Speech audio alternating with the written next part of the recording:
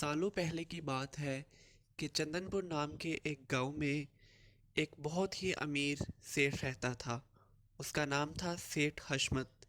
اس کے پاس بہت بڑی حویلی تھی اور اتنی دولت تھی کہ اگر وہ روزانہ سونا بھی کھاتا تو اس کی دولت کم نہ ہوتی، لیکن سیٹھ حشمت کی رگوں میں خون کی جگہ کنجوسی دوڑتی تھی۔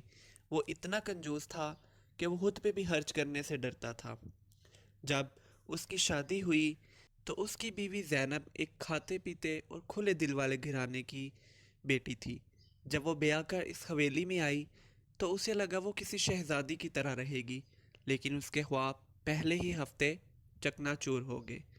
سیٹھ حشمت کا ایک اصول تھا کہ دسترخوان پر چاہے صبح ہو، دوپہر ہو یا رات، صرف ایک ہی سالن پکتا تھا، پتلی پیلی دال۔ شروع میں زینب کو لگا کہ شاید حشمت کو سادگی پسند ہے، لیکن جب ہفتے مہینوں میں بدل گئے اور دال کی شکل تک نہیں بدلی تو ایک دن زینب کی ہمت جواب دے گئی۔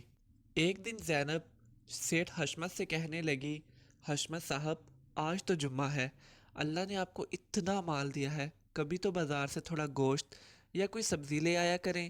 مجھ سے اب یہ دال اور نہیں کھائی جاتی، میری تو رنگت ہی پیلی پڑ گئی ہے۔ حشمت نے غصے سے برتن پٹکتے ہوئے کہا، عورت کی عقل واقعی گھٹنوں میں ہوتی ہے، تمہیں کیا پتا گوشت کے کیا نقصانات ہیں؟ کولیسٹرول بڑھتا ہے، بیماریاں لگتی ہیں، اور یہ دال، یہ تو سادگی کی علامت ہے، پروٹین کا خزانہ ہے یہ خزانہ۔ میں دن رات محنت کر کے پیسہ اس لیے نہیں کماتا کہ تم اسے کبابوں اور قورموں میں اڑا دو۔ جو مل رہا ہے چپ کر کے کھاؤ، ورنہ یہ بھی نہیں ملے گا۔ یہ سن کے زینب خاموش ہو گئی۔ اس نے اپنے آنسو اس پیلی دال میں ملا کر پی لیے۔ حشمت کے بینک بیلنس میں روزانہ لاکھوں کا اضافہ ہو رہا تھا، لیکن اس کی بیوی غذائی قلت اور ذہنی اذیت کا شکار ہو چکی تھی۔ سب اسی طرح چلتا رہا۔ کچھ مہینوں بعد زینب جب اپنے مائکے گئی تو اس کے بھائیوں نے اپنی لاڈلی بہن کی یہ حالت دیکھی تو وہ اسے پہچان نہ سکے۔ زینب جو کبھی چاند جیسی لگتی تھی، اب اس کی آنکھوں کے گرد گہرے حلقے تھے، جسم نکاہت سے کانپ رہا تھا اور چہرے سے رونق اڑ چکی تھی۔ بھائیوں نے پریشانی سے پوچھا تو پہلے تو زینب روتی رہی، لیکن پھر اصرار کرنے پر اس نے اپنے کروڑ پتی شوہر کی کنجوسی اور دال کا سارا قصہ رو رو کر سنا دیا۔ زینب کا بھائی کامران غصے سے کھڑا ہو گیا۔ اس کی یہ مجال، میں ابھی جا کر اس کا دماغ ٹھکانے لگاتا ہوں۔ لیکن دوسرا بھائی سلمان، جو تھوڑا سمجھدار اور شاطر تھا، مسکرایا اور بولا، نہیں کامران، ایسے کنجوس لاتوں یا باتوں سے نہیں مانتے، ان کا علاج کچھ اور ہے۔ اسے موت کا ڈر ہے نا، تو آج ہم اسے موت کا ذائقہ ہی چکھائیں گے۔ سلمان نے جیب سے ایک چھوٹی سی شیشی نکالی اور زینب کے ہاتھ پر رکھ دی۔ کہا، بہن، یہ نیند کی انتہائی طاقتور گولیاں ہیں، تم واپس جاؤ اور حشمت کے لیے اس کی پسندیدہ دال بناؤ۔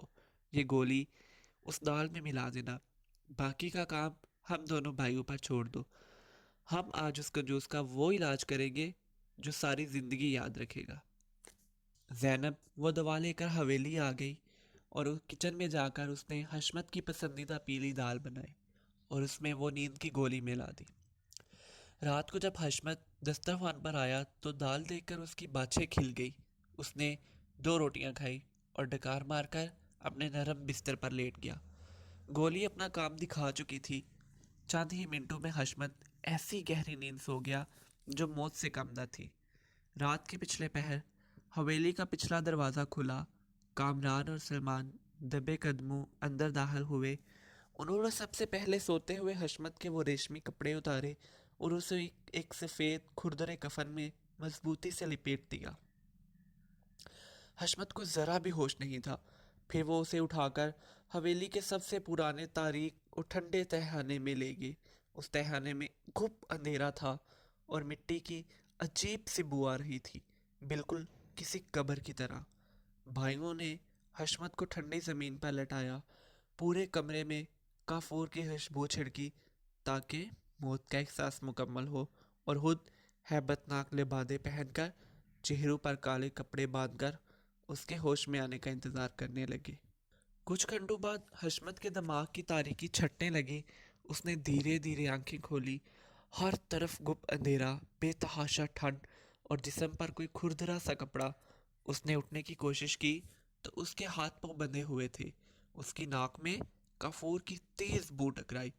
حشمت کا دل سینے سے باہر آنے لگا۔ یہ یہ میں کہاں ہوں؟ میرے ریشمی کپڑے کہاں گئے؟ یہ کفن؟ کیا کیا میں مر گیا ہوں؟ اچانک تہانے میں دو انتہائی بھاری اور خوفناک آوازیں گونجی، جو کہ سلمان اور کامران کی تھی، لیکن انہوں نے آواز بدل رکھی تھی۔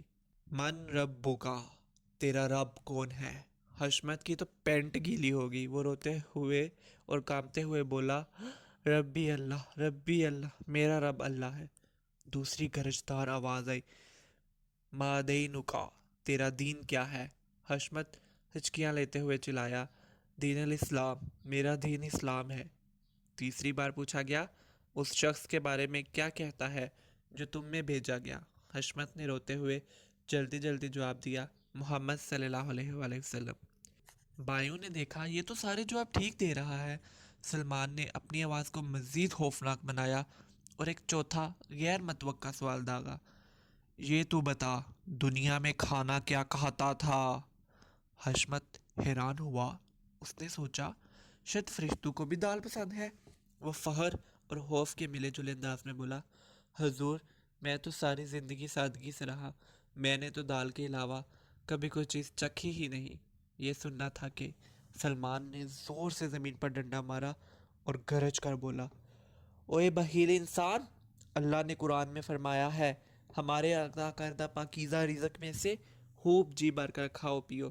اللہ نے تجھے کروڑوں کی دولت دی اور تو نے اللہ کی نعمتوں کی ناشکری کی، اپنی جان پر بھی ظلم کیا اور اپنی بیوی کو بھی دال پر رکھا۔ تیری سزا یہ ہے کہ تجھے قیامت تک کوڑے پڑیں گے۔ بھائیوں نے زور زور سے کوڑے زمین پر مارنا شروع کیے۔ اندھیرے کی وجہ سے اور ڈر کی وجہ سے حشمت کو لگا کہ وہ کوڑے اسے پڑ رہے ہیں۔ وہ خوف، دہشت اور صدمے کی تاب نہ لاتے ہوئے زور سے چیخا اور دوبارہ بے ہوش ہو گیا۔ جب حشمت بے ہوش ہوا تو بھائیوں نے فوراً اسے اٹھایا، کفن اتارا، واپس اس کے ریشمی کپڑے پہنائے اور اسے اس کے آرام دہ بستر پر لٹا کر حویلی سے غائب ہو گئے۔ صبح کی دھوپ کھڑکی سے حشمت کے چہرے پر پڑی تو اس نے ہڑبڑا کر آنکھیں کھولی۔ اس کا پورا جسم پسینے سے شرابور تھا۔ اس نے اپنے ہاتھ پاؤں دیکھے، اپنے ریشمی کپڑوں کو چھوا۔ کمرے کا دروازہ کھلا اور زینب اندر آئی۔ حشمت نے اسے بھوت کی طرح دیکھا اور چلایا، زینب، کیا میں زندہ ہوں؟ زینب نے بڑی معصومیت سے جواب دیا، جی حشمت صاحب، آپ کو بھلا کیا ہونا تھا؟ آپ رات سے مزے سے سو رہے ہیں، آپ بیٹھیں، میں آپ کے لیے گرما گرم دال کا ناشتہ بنا کر لاتی ہوں۔ لفظ دال سنتے ہی حشمت بستر سے ایسے اچھلا جیسے اسے کرنٹ لگا ہو۔ وہ چیختے ہوئے بولا، نہیں، خدا کا واسطہ ہے زینب، دال نہیں، دال کا عذاب بڑا سخت ہے فرشتوں کے پاس۔ میں ابھی جا رہا ہوں، آج گوشت آئے گا، مٹن آئے گا، چکن آئے گا، جو مرضی آئے گا، لیکن اس گھر میں اب کبھی دال نہیں پکے گی۔ زینب نے مسکراہٹ دباتے ہوئے چہرہ پھیر لیا، اور اس دن کے بعد سیٹھ حشمت کے دسترخوان پر کبھی دال نہیں دیکھی گئی۔ دوستو، یہ کہانی بظاہر ایک مزاحیہ ڈرامہ لگتی ہے، لیکن اس کے پیچھے ایک بہت تلخ حقیقت اور گہرا اسلامی سبق چھپا ہے۔ ہم اکثر سوچتے ہیں کہ پیسہ بچانا کمال ہے، بے شک فضول خرچی شیطان کا کام ہے، لیکن یاد رکھیں کنجوسی بھی ایک روحانی بیماری ہے۔ قرآن مجید میں اللہ تعالیٰ فرماتا ہے، اور اللہ نے جو تم پر اپنا فضل کیا ہے اسے بیان کرو۔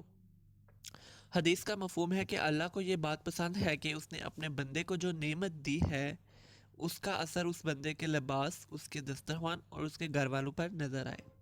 جب ایک مرد کے پاس حلال کی کمائی اور وسعت موجود ہو، پھر بھی وہ اپنی بیوی بچوں کو جو اس کی ذمہ داری پر ہے ترسائیں اور انہیں اچھی خوراک یا لباس نہ دے، تو وہ صرف کنجوسی نہیں بلکہ وہ ظلم ہے اور اللہ کی نعمتوں کا ناشکرا ہے۔ اور جو اللہ کی نعمت کو خود پر اپنوں پر حرام کر لے، اس کے دل سے سکون ہمیشہ کے لیے چھین لیا جاتا ہے۔ ہمیں اپنے مال کا حساب اس بات پر بھی دینا ہوگا کہ ہم نے فضول خرچی کہاں کی، اور اس بات پر بھی دینا ہوگا کہ جہاں خرچ کرنا فرض تھا ہم نے وہاں ہاتھ کیوں روکا۔ کومنٹس میں ضرور بتائیے گا کہ اگر اس کہانی نے آپ کے چہرے پر مسکراہٹ اور دل میں سوچ پیدا کی ہے تو چینل راحت قلب کو ضرور سبسکرائب کریں اور اس ویڈیو کو اپنے دوستوں کے ساتھ ضرور شیئر کیجیے جنہیں دال کچھ زیادہ ہی پسند ہے۔